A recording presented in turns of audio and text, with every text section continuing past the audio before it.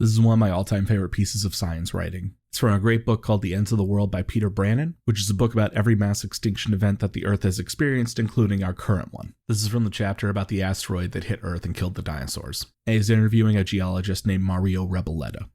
The meteorite itself was so massive that it didn't notice any atmosphere whatsoever, said Rebolledo.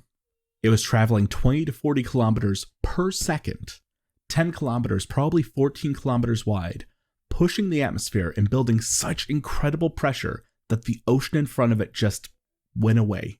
These numbers are precise without usefully conveying the scale of the calamity. What they mean is that a rock larger than Mount Everest hit planet Earth traveling 20 times faster than a bullet.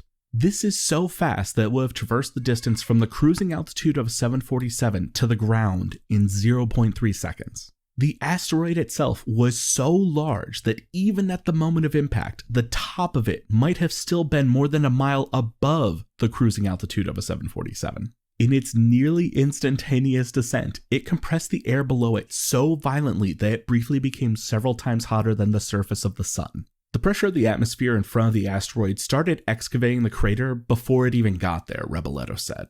Then, when the meteorite touched ground zero, it was totally intact.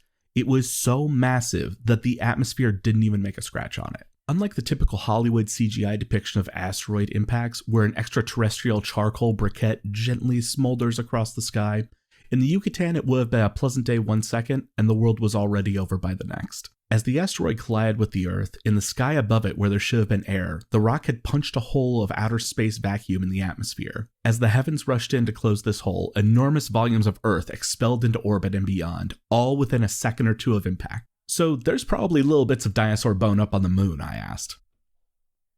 Yeah, probably.